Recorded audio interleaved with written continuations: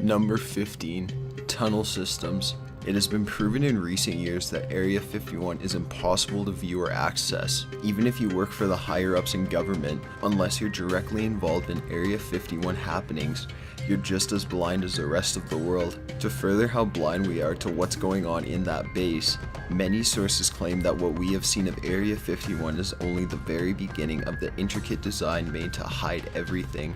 There are said to be hundreds of underground tunnel networks that link certain areas of the place together. These networks allow for quicker access to different locations, as well as a better way to move certain things that may need extra hiding from radar or possible peeping eyes. The tunnel networks are another great example of the important work being done on the base. Some people even claim that they know of maintenance workers that work at the Edwards Air Force Base in California, who said there's a huge tunnel system connecting Edwards, Roswell, and Area 51. Many question why underground tunnels are necessary to hide aircraft on a base that is already entirely invisible to radar. It is more likely that the tunnel systems are in place due to satellites like Google Earth that allow a surface view of the base, and connecting locations across America is more likely in place to move aircrafts without being seen overhead. That is if the systems are true. However, adding dark underground tunnels to rumors of aliens doesn't feel right. Number 14. Strategic Defense Initiative. The Strategic Defense Initiative, also known as SDI, was a proposed missile defense system intended to protect the United States from attack by ballistic strategic nuclear weapons. The system, which was to combine ground-based units and orbital deployment platforms, was first publicly announced by President Ronald Reagan in March 1983. The Strategic Defense Initiative Organization, or SDIO, was set up in 1984 within the United States Department of Defense to oversee the Strategic Defense Initiative. The ambitious initiative was widely criticized as being unrealistic, even unscientific. SDI was referred to in the mainstream media as Star Wars. Roughly 22 researchers that were involved in SDI died in a 4 to 6 year span after the end of the project. The varying causes of death include auto accidents, leaps to death, shotguns, decapitation, asphyxiation, and even a missing persons case. Coroners in many of the cases that don't even appear to be suicides rule that there may have been foul play involved. While most of the deaths seem unrelated to the research, it's still a strange coincidence that so many members of the same team eventually met the same fate. Many speculate that this could be some attempt of the government to cover its tracks. The Pentagon has refused to comment on this topic. Number 13. Toxic waste. There have been reports that in the 70s and 80s and even more recent years, the US military has taken advantage of worker confidentiality agreements to use Area 51 as a secret dumping and burning ground for toxic waste of all sorts. As the number of toxic chemical-related deaths increased at Area 51, the widows of workers sued, producing evidence that the military had regularly filled trenches with hazardous waste and set it on fire. At the end of these court cases, there was no action taken against Area 51 or the military to halt the dumping of this waste. This case also brought to light that Area 51 is apparently legally exempt from any laws in place to protect the environment from harm. Number 12. Get back in your car. A huge portion of the many signs outside the base state to not get out of your car for any reason. If you decide to violate the warnings, you may be dealt with deadly force. There have been rare stories of people actually somehow entering the base without even meaning to. It's very unlikely considering the strong security. However, the thought of stumbling upon a secret government base by accident is unsettling. Stories also report that if you come across Area 51 and try to get out of your car, heavily armed guards will immediately hold you at gunpoint and force you back into your car. One unidentified witness even claims that they were blindfolded by a guard, while another drove the car away from the site and left them there with no idea of where they were and no idea how to get back onto a main road. Number 11. Listening devices. Aside from giant guns and blindfolds, another measure taken by Area 51 Special Security Team is that they have motion sensors, listening devices, and cameras up to 50 miles all around the base. Even in the wooded areas or the miles of desert, there can supposedly be cameras found. While this is clearly to keep an eye on people trying to find alternative ways in, UFO enthusiasts theorize that the cameras are in place to keep an eye out for alien activity. Furthermore, it's rumored that the listening devices are in place to try to obtain audio of signals sent by the aliens' home planets. The equipment is apparently even capable of sensing the motion of a butterfly wing. Number 10. Skylab photo. Something that has been under controversy since the 70s is a document from April 1974. The document is a photo taken by Skylab astronauts of Area 51. There's actually a 2-page document marked Top Secret that focuses on the relative merits of retaining blank as a high-priority secret national security installation versus the merits of NASA belief that there would be a domestic and foreign problems created by the withholding the photograph. In layman's terms, the document discusses and debates whether or not the photo should ever be released to the public. The reason that the topic is so controversial and debated is because when the photo was taken, there were clear instructions to not allow any photos to be taken of Area 51 from the space station. This was the only location on Earth that had such a ban. Number 9. Paradise Ranch. Certain insiders have confirmed that during the building of Area 51, the construction team was told that they were building a location known as Paradise Ranch. Not only were construction workers told this, but so were the future employees. Area 51 was given the code name so that intelligence officers and government employees wouldn't have to tell their families that they were moving to a rather large fenced-off area in the desert to perform top-secret work. This was supposedly also to keep the construction workers happy while building, and to prevent them from having a reason to spread information about the things they were doing on site. Number 8. UFOs and aliens. Area 51 is possibly most known for its supposed extraterrestrial activities. Over the decades, there have been rumored sightings of UFOs flying over or near Area 51. Bob Lazar is a man who has been in the news more times than not. He claims to have been a scientist and engineer for Area 51 and similar bases. Most particular, he claims to have worked at a base known as S4, where he apparently worked on nuclear equipment and on a special project with a space probe which created its own gravitational pull and can pull the fabric of space and time toward it.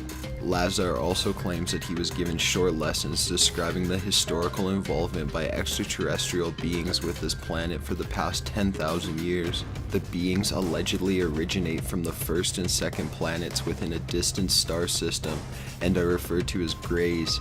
However, according to Lazar, these beings were also referred to as the kids within the program, or as gourds among the personnel. He also claims to have seen footage of these creatures being held captive and interviewed by trained personnel and even tortured in some cases.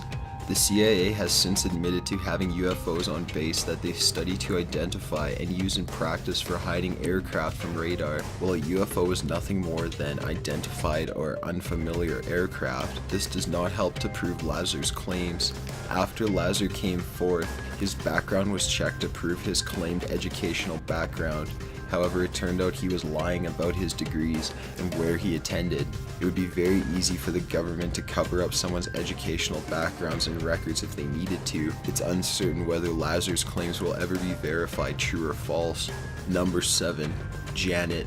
Janet is the name for a small group of passenger aircraft operated for the United States Air Force. These small planes transport military and contractor employees and currently serve mostly the Nevada National Security Site, most notably Area 51 from their terminal at Las Vegas McCarran International Airport. The first flights from Las Vegas to Area 51 were performed in 1972. The terminal for these aircrafts is a very small fenced-off portion of the McCarran Airport and has very limited access. The flights carry roughly 1,000 workers every day.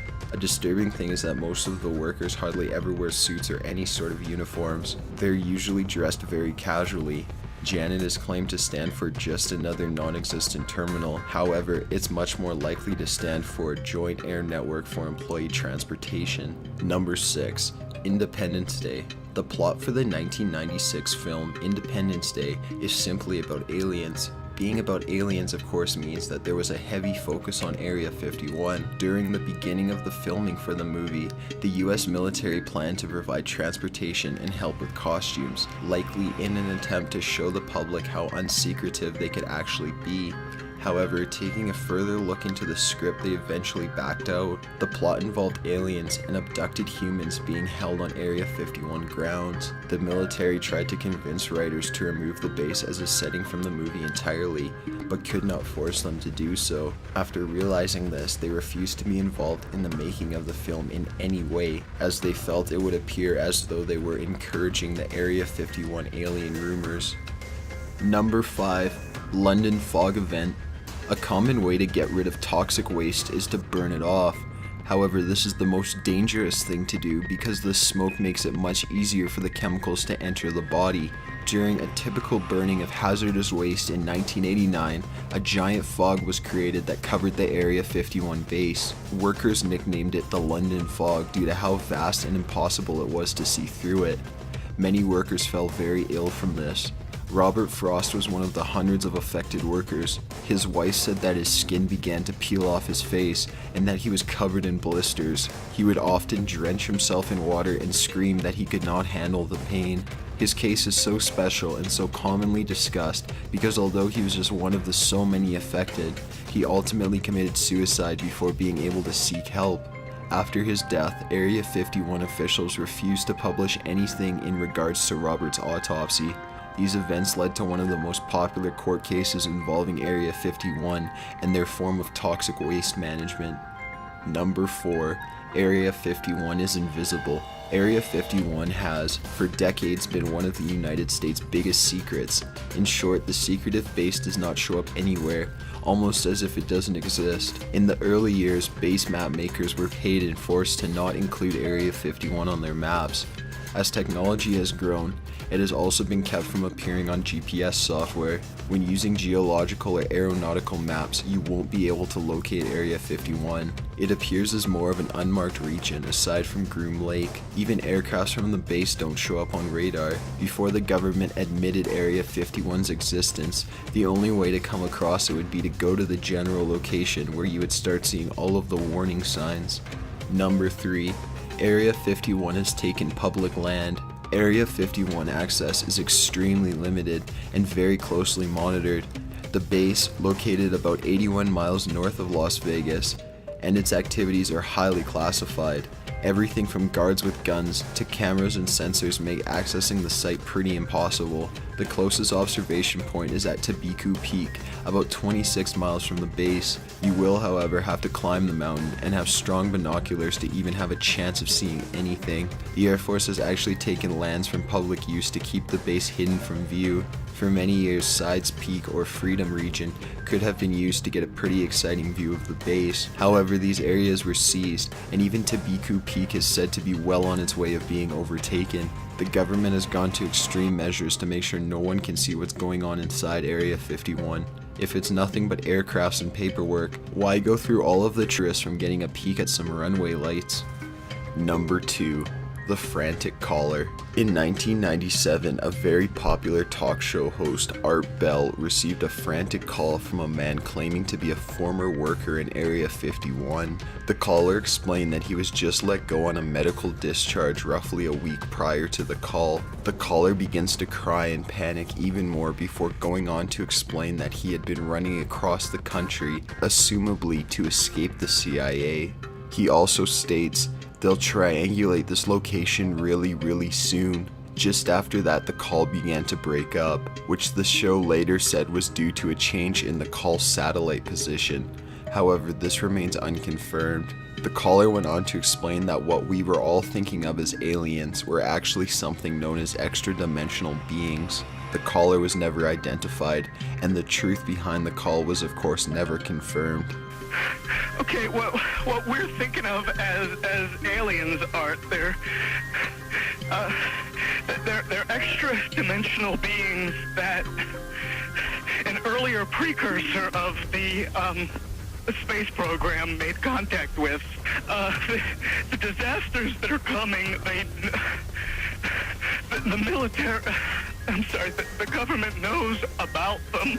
But they're not doing anything. They are not. They want the major population centers wiped out so that the few that are left will be more easily controllable. Number 1. MJ-12.